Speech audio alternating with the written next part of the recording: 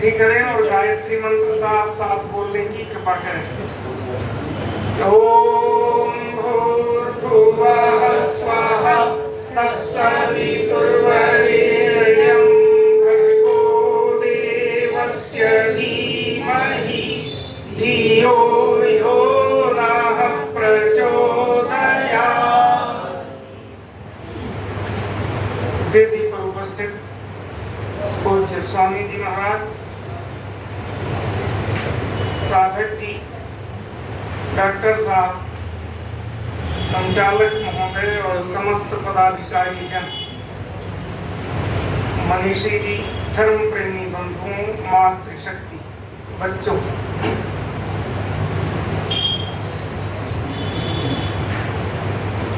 विषय मानव धर्म। ये 2-3 दिन पहले विषय राष्ट्र धर्म था और ये बैनर बन गए थे, लेकिन फिर मनीषी जी ने कहा कि नहीं, मानव धर्म होना चाहिए। ठीक है, तो उसको मानव धर्म किया और सहगल जी से कहा इसको ग्रुप पे जल्दी डाल दीजिए, वक्ताओं को पता लगे कि कौन सा विषय है। मानव किसे कहते हैं? यजुर्वेद के 40वें अध्याय के आधार पर वहां एक शब्द आया है नरः, जनः, और इसी वेद में एक शब्द आया है नर, नरः। व्याकरण के आधार पर नरः का अर्थ होगा न रमते इति, जो कहीं चिपकता नहीं, त्यक्तेन भुंजीथा, इस लीक पर चलता है, उसका नाम है नर। और जन कौन है? जन्म उसे कहते हैं जायते इति, जिसका केवल जन्म हुआ है और जन्म के बाद कोई विशेष उन्नति नहीं कर सका। इसलिए लखनऊ से जो जिले सटे हुए हैं उसमें हरदोई है, तो हरदोई में मजदूर का नाम जन है, वहाँ मजदूर को जन कहते हैं। ये मैं जब गया तब मैंने देखा। कानपुर में भी जन कहते हैं। तो यहाँ सुन करके मुझे ये बात और स्पष्ट हो गई कि जन कौन है और नर कौन है। जन माने जिसने केवल जन्म लिया है, बाकी बुद्धि आदि के आधार पर जो विशेष उन्नति नहीं कर सका, जिसका दूसरा जन्म नहीं हुआ, माँ के गर्भ से ही जन्म हुआ, उसको कहते हैं जन। और नर न रमते, जो त्याग भाव से सब कुछ करता है। कौन कर सकेगा त्याग भाव से भोग? जिसने कुछ अर्जन किया है, ज्ञान अर्जित किया है, वही वो मनुष्य है। धर्म किसे कहते हैं? वैसे तो धर्म के साथ बहुत सारे विशेषण हैं आजकल प्रयुक्त होते, लेकिन धर्म अकेला ही पर्याप्त है, उसके लिए किसी दूसरे विशेषण की जरूरत नहीं है। धर्म न वैदिक होता है न अवैदिक होता है, धर्म एक है। जो धर्म नहीं होगा वो केवल अधर्म होगा। धर्म किसे कहते हैं? यतः अभ्युदय निःश्रेयस सिद्धि सधर्म, जिससे अभ्युदय और निःश्रेयस की सिद्धि हो जाए उसे कहा जाता है धर्म। ध्यान रखिए, जीवन जीने का नाम है और जीना एक कला है, और ये कला संपूर्ण जीव सृष्टि में केवल मनुष्य के पास ही है। बाकी तो सब अभी आपने सुना कि वो बनी बनाई पद्धति पर चल रहे हैं। एक मनुष्य ही ऐसा है जो अपनी पद्धति बना सकता है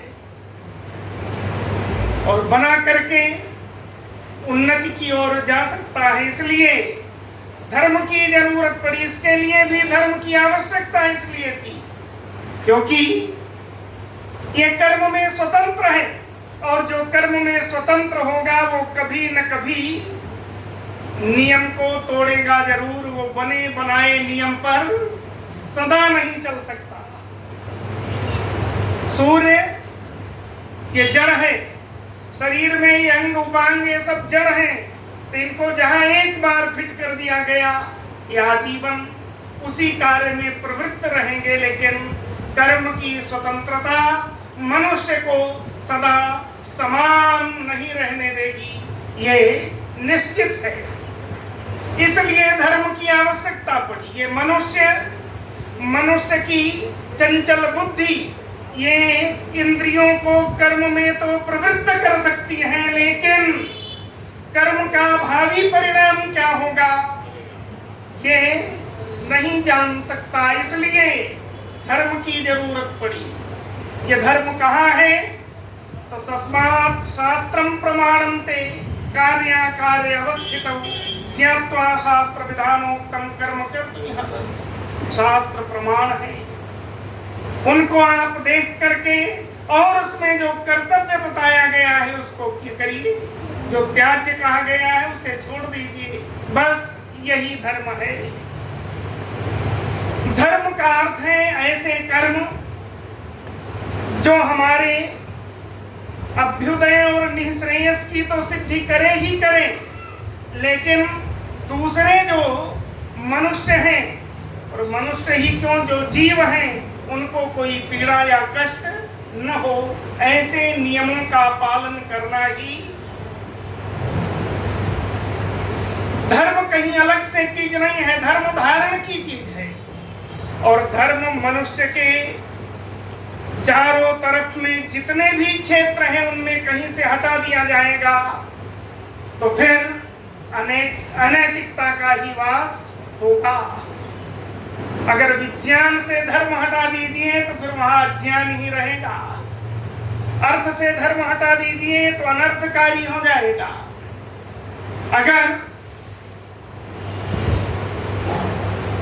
धर्म को व्यवहार से हटा दें तो हमारे व्यवहार भी अनैतिक हो जाएंगे। इसलिए धर्म हमारे लिए अनिवार्य है। अभ्युदय और निःश्रेयस की सिद्धि इसी से हो सकती है। आज धर्म का एक संकुचित रूप, बिगड़ा हुआ स्वरूप हमारे सामने। अभी आपने सुना कि धर्म ग्रंथ वेद है, वेद में कोई भी एक चीज ऐसी नहीं है जो तर्क से गलत हो, जो किसी के लिए हानिकारक हो, जो सृष्टि नियम के विरुद्ध हो।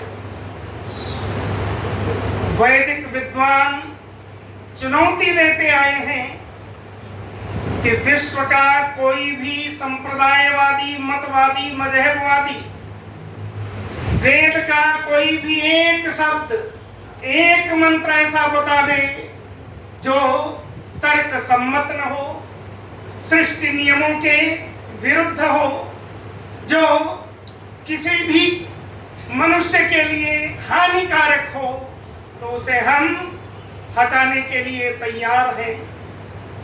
क्यों? क्योंकि हमें पता है उसमें एक भी चीज ऐसी, क्या विश्व के अन्य मतावलंबी भी ऐसी घोषणा कर सकते हैं? वो अगर इतनी हिम्मत दिखा दें कि हमारे मत का जो ये ग्रंथ है, मत ग्रंथ, धर्म ग्रंथ के नाम से जो प्रचारित कर रहे हैं, उसमें भी अगर कोई ऐसी चीज होगी तो हम उसको अलग करने के लिए तैयार हैं। अगर ऐसा हो जाए तो फिर धर्म का वास्तविक स्वरूप सम्मुख दिखाई दे, चारों ओर दिखाई दे। लेकिन ये हिंदू जो कौम है ना, इसमें एक बहुत बड़ा वर्ग है, वैसा वर्ग है जो कहेगा ये भी सही, सब रास्ते तो एक ही तरफ ले जाते हैं, सारे रास्ते अच्छे हैं। कि हिंदू के अलावा कोई और हो कहने वाला, आप बताइए, क्या ईसाई ऐसा कहेंगे? क्या मुसलमान कभी ऐसा कह सकते हैं? कि हिंदुओं में एक बड़ा वर्ग है, बहुत बड़ा वर्ग, ये भी एक कारण है अधर्म की वृद्धि का। कहेगा सारे मतलब सब एक ही हैं, एक ही रास्ते को तो बता दे। अच्छा कल्पना करिए, उदाहरण में देता हुआ चलूं कि हम दो लोगों को लखनऊ से दिल्ली जाना हो तो दिल्ली तक जाने के कई रास्ते हैं। एक तो सीतापुर होते हुए जाती है, एक रास्ता ये हरदोई की तरफ से भी जाता है, एक मथुरा की तरफ से भी जाता है। तो दो लोग, एक कह रहा है कि देखो रास्ते तो सब दिल्ली पहुंचाएंगे, चाहे हरदोई होकर के जाएं, चाहे इधर आगरा होकर के चलें, और चाहे सीतापुर होकर के चलें। दूसरा कह रहा नहीं, रास्ता तो एक ही ठीक है। वो हरदोई वाला क्यों ठीक है? क्योंकि मेरा कुछ आवश्यक काम है हरदोई में, उसको निपटाना है। तो उसका जो आवश्यक काम है हरदोई में और इसका कोई काम नहीं, से तो दिल्ली जाना है। तो अब दोनों को क्या करना चाहिए? दिल्ली जो जाना चाहता है और हरदोई में काम है और दोनों साथ जाना चाहते हैं, तो जिसको कोई और काम नहीं है, दिल्ली तक ही पहुंचना है, उसे किसके साथ हो जाना चाहिए?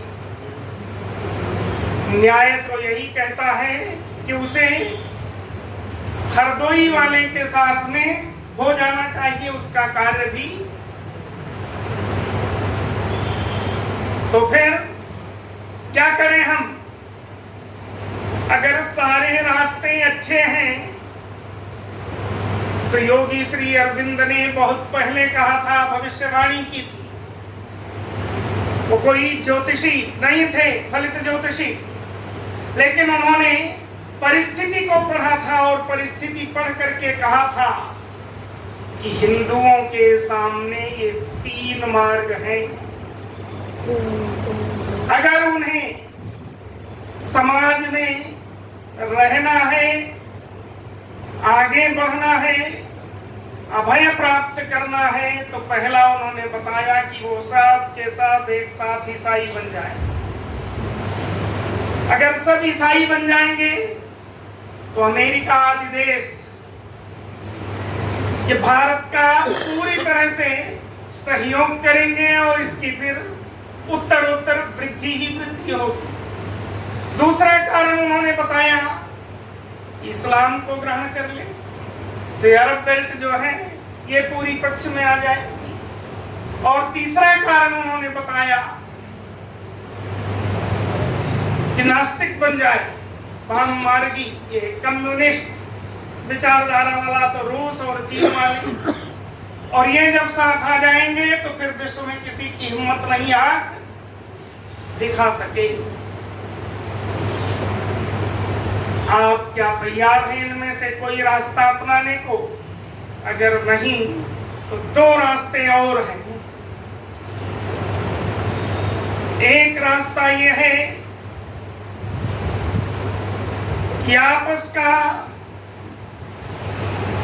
जो मत पंथ संप्रदाय वाला विवाद है, एक ही वर्ग के बहुत सारे उपास्य, आपने सुना बख्तियार खिलजी जब आया तो बंगाल में उसे युद्ध नहीं करना पड़ा, बिना युद्ध किए ही वो जीत गया। क्यों जीता? क्योंकि वहां का जो राजा था वो वैष्णव था और जो मंत्री था वो शैव था। तो जब बख्तियार खिलजी ने आक्रमण किया तो राजा को ये विश्वास हो गया कि हमारा जो सेनापति है वो शैव है, इसलिए वो हमारी रक्षा का कोई भी कार्य, ये रात में ही अपनी बीवियों को लेकर के भाग गया।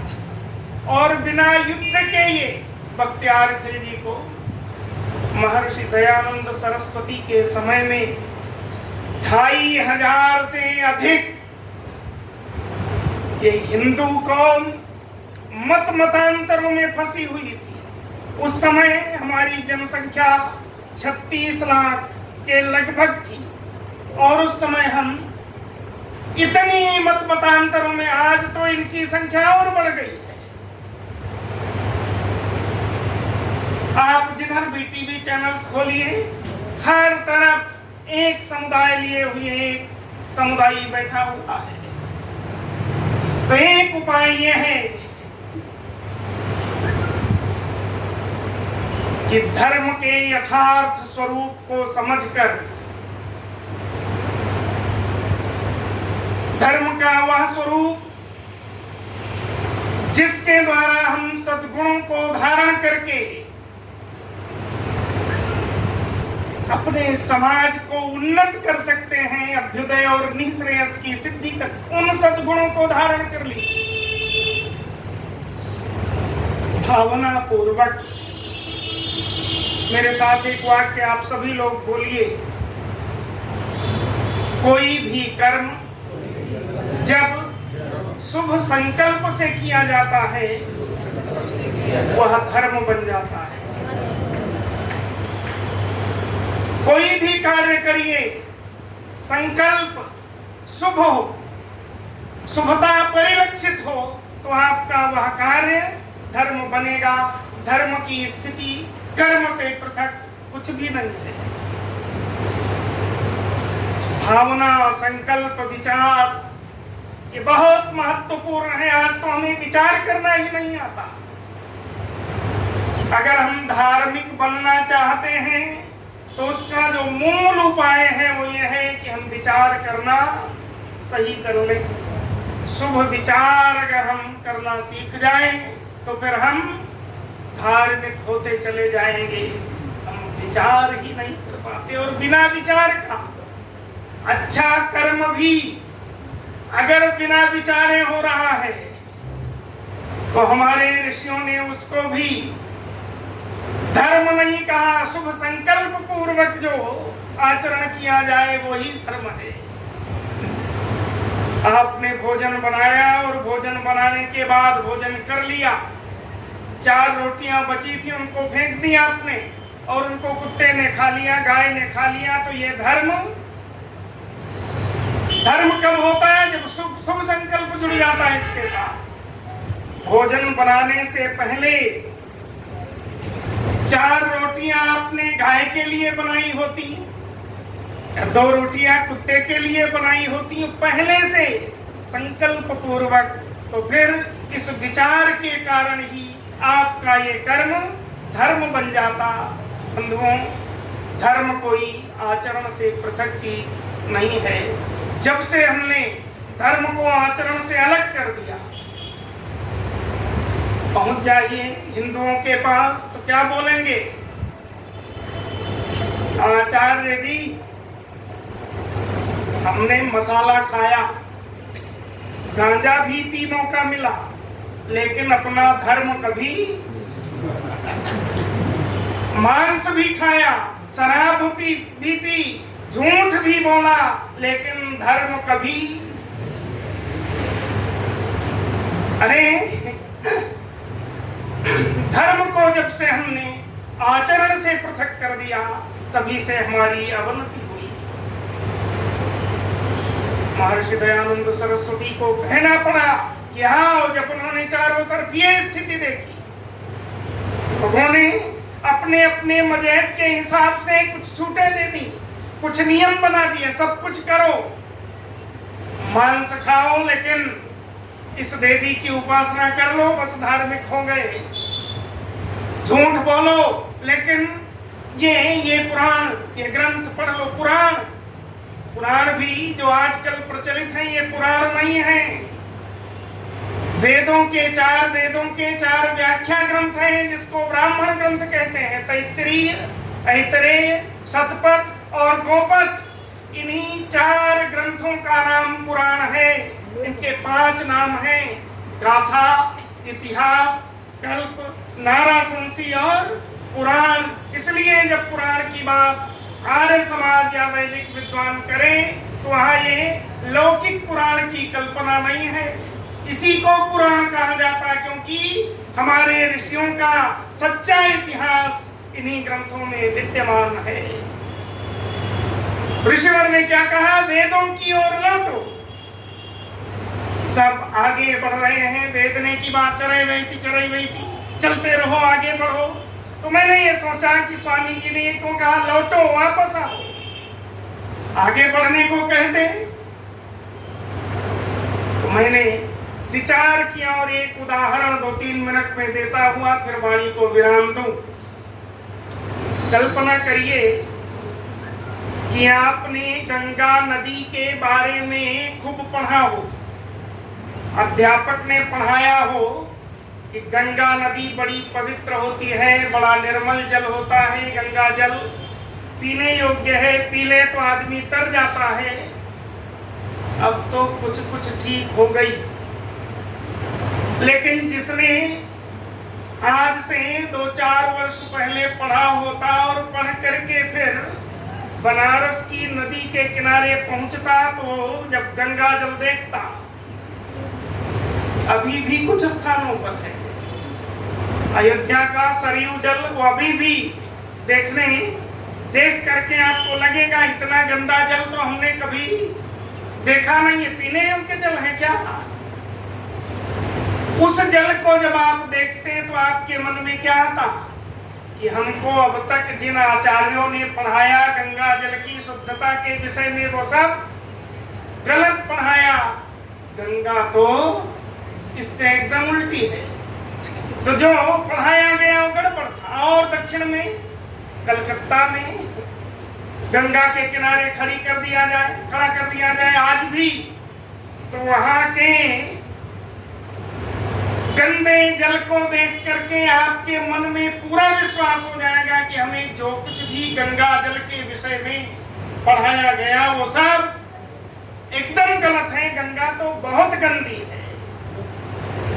लेकिन उसी समय कोई बुद्धिमान पहुंच जाए और कहे आओ पीछे की ओर लौटो, और उत्तर में ले जा करके हरिद्वार में खड़ा कर दे, तो वहां के निर्मल गंगा जल को देख करके आपके मन से क्या निकलेगा कि हाँ, गंगा के बारे में जो कुछ भी पढ़ाया गया वो सब ठीक था।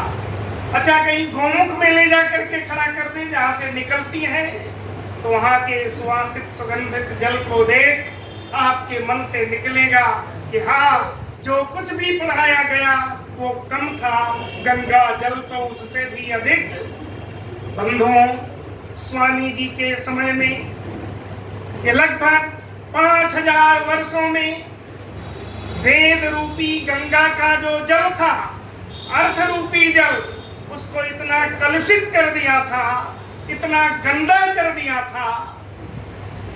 सुधारकों ने सुधार करना चाहा कि यज्ञ में मांस के लोथड़े नहीं पड़ेंगे, गायों के मांस की आहुतियां देना गलत है।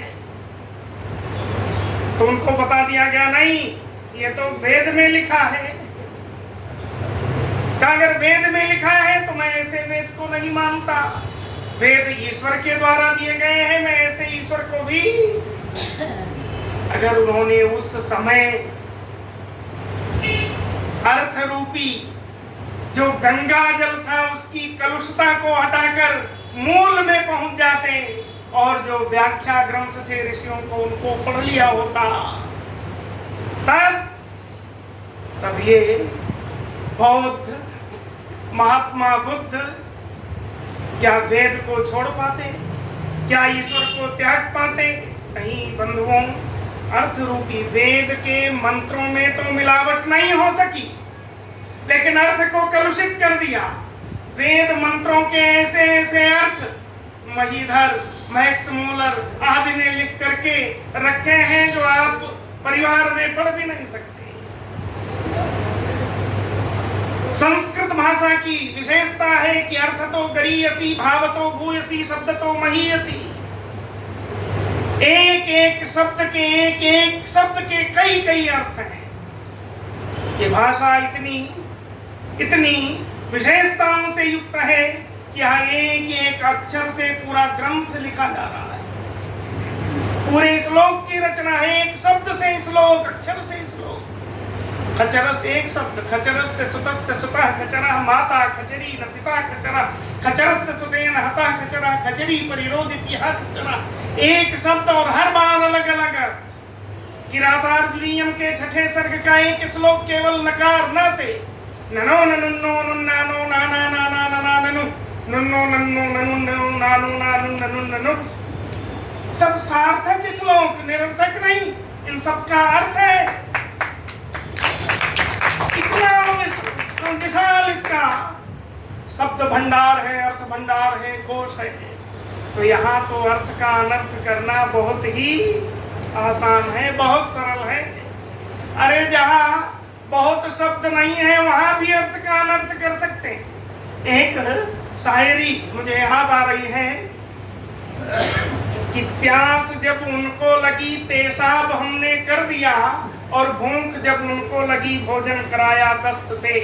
अब इसका अनर्थ करना हो तो कितना अनर्थ किया जा सकता है, लेकिन पेशाब माने पेश माने प्रस्तुत, और आप माने जल। प्यास जब उनको लगी पेशाब हमने कर दिया, और भूख जब उनको लगी भोजन कराया दस्त माने हाथ। लेकिन इसके दूसरे भी कलुषित अर्थ हैं, और बड़ी आसानी से हम केशवम पतितं दृष्ट्वा द्रोणः हर्षमुपागतः रुदन्ति कौरवाः सर्वे हा हा केशव केशव। सामान्य अर्थ देखिए, पूरा इतिहास बदल सकता है अनर्थ कर देने से। केशवम माने कृष्ण को, पतितं गिरा हुआ दृष्ट्वा देखकर, द्रोणः हर्षमुपागतः द्रोणाचार्य बड़े खुश हुए, रुदन्ति कौरवाः सर्वे सारे कौरव रोने लगे, हा हा केशव केशव। लेकिन शुद्ध अर्थ क्या है? के अलग है, शवम अलग। के शवम पतितं दृष्ट्वा द्रोणः हर्षमुपागता। कम माने होता है पानी, उसका सप्तमी रूप है के पानी में शवम, शव को, मुर्दे को, पतितं गिरा हुआ, दृष्ट्वा देखकर, द्रोणः माने सियार गीदड़, नहीं द्रोणः माने गिद्ध, हर्षमुपागता बड़े खुश हुए, रुदन्ति कौरवाः सर्वे, और कौरव माने गीदड़, रुदन्ति रोने लगे, हा हा केशव केशव, आज तो पानी में चला गया सब, हम कैसे भोजन करेंगे। तो अर्थ का अनर्थ कर दिया गया। मिलावट तो नहीं हो सकती थी, लेकिन अर्थ रूपी गंगा को कलुषित किया, और दिव्य दृष्टि ने ऋषि की देख लिया, और फिर उन्होंने कहा कि देखो, धर्म के यदि वास्तविक स्वरूप को जानना चाहते हो तो आओ वेदों की ओर लौटो। यहीं से धर्म का वो मूल स्रोत प्रवाहित हुआ है, जहाँ कोई भी मिलावट नहीं है। इसको समझ करके, इनके इन आचरणों को जीवन में धारण करके हम सभी मनुष्य धार्मिक हो सकते हैं। तो सारे संसार के मनुष्यों के लिए धर्म का जो स्रोत है वो वेद है, क्योंकि इसके वे सूत्र किसी के लिए भी हानिकारक नहीं है। बाकी विश्व का कोई भी एक धर्म ग्रंथ ऐसा नहीं है जो सबके कल्याण की बातें कर रहा हो। इति ओम सब।